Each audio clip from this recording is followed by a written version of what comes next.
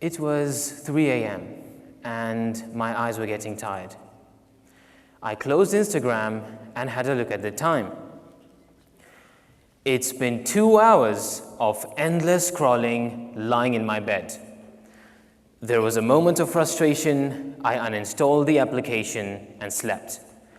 Little did I know that the worst part wasn't that I just wasted 2 hours, but the next day awaiting me. Next morning, whether it is studying mathematics, going out with friends, or having lunch, there was a certain numbness to everything. I wasn't feeling happy and my focus felt fragile. In simple words, I wasn't feeling alive. So, struggling to do anything that day, I left the university cafeteria and went on a walk. Now, at that point in time, I have already explored the university campus, the buildings, the reception, but as I kept strolling on, I arrived at an unfamiliar location. I halted and had a look around.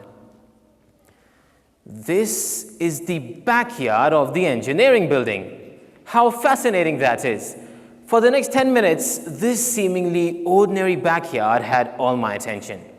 And today, I still have the memory crystal clear in my head, moment by moment, whereas the 2 hours spent scrolling on Instagram is nothing but an empty void.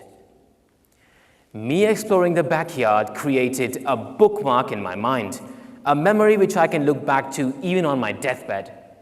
This event single-handedly taught me one thing, and that is the more bookmarks you have in a given period of time, the more memories you can look back to, and the slower time seemed to have passed by. I'm not speaking of clock time, but perceived time. I'm sure all of you have had events in your life where time seemed to slow down. You remember moment by moment of that memory. That is perceived time. Unfortunately, post-pandemic, post-social media in general, a good chunk of our day is dedicated to screen time.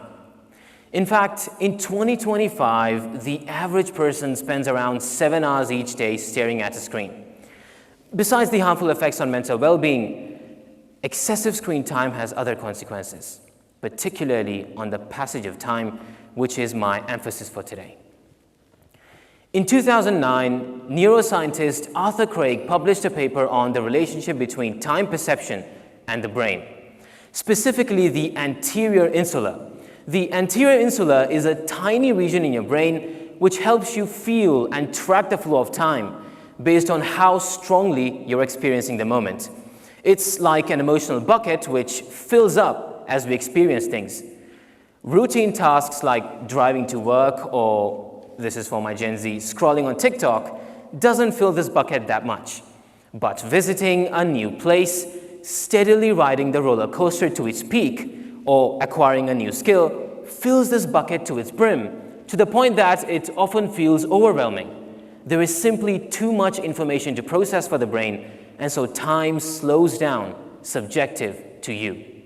This is why mountain climbers, when slipping on a rock or trying to grip that tiny ledge for their lives, remember those moments clearly. The brain is hyper-aware of the body, living moment by moment. The anterior insula is also connected to your heartbeat. When you're excited, nervous, or in awe, your heartbeat becomes very noticeable. At that moment, your brain zooms in and says, "Whoa, this is important. Let's slow this moment down." I still remember the last 5 seconds of the 100-meter race I ran back in high school. The fear, the adrenaline as I approached the finish line that the person behind me is going to cross me over. That is perceived time. This research by Arthur gives us a solution to the problem of time perception. Cognitive psychologists say that as we age, time passes quicker.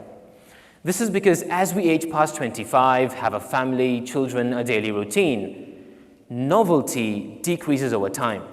We are no longer visiting new places, acquiring new skills every day. Life blends into a routine that seemingly lasts forever. This becomes boring over time as our brains go into autopilot mode. The same autopilot which is now also affecting youngsters below 20 due to social media. Years wasted in monotony. So, what's the fix? The answer lies in chasing novelty, in intentionally disrupting the autopilot of life. Now, this doesn't mean you have to climb Mount Everest or dive into an ocean with sharks. Novelty isn't about grandiose. It's in the small choices, the subtle changes that bring you back into reality. Start small. Break the pattern. Take a different route home. Talk to a stranger, even if it's just a passing hello that feels awkward in your throat. Cook a dish you have never tried before, and savor the moments when the unfamiliar spices dance on your tongue. These moments, though seemingly insignificant, pull you out of the stream of monotony and remind you what it feels like to be alive. It's not just about seeking newness for the sake of it, it's about cultivating a sense of curiosity, happiness from the simplest things.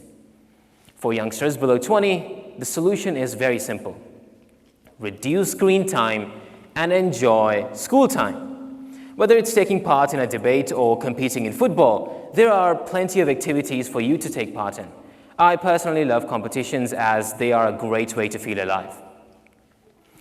Chasing novelty doesn't just make you a happier person. There is more good news. In 2014, research by University of Amsterdam found that participants had better memories after exploring a novel environment when compared to a familiar one. This means it also improves our memory. And in 2020, by New York University, researchers found that participants who visited the greatest variety of places in a given period of time reported more positive emotions compared to those who visited fewer places. So, tomorrow, when you wake up, take a pause, ask yourself, what can I do today that's a little different? What will make this day a little less ordinary? You don't have to do it every day, but committing to one noble activity per week is a great way to get started. And as you do, you will find that the beauty of life isn't in how many years you live, but in how deeply they're lived. That is an idea worth sharing. Thank you.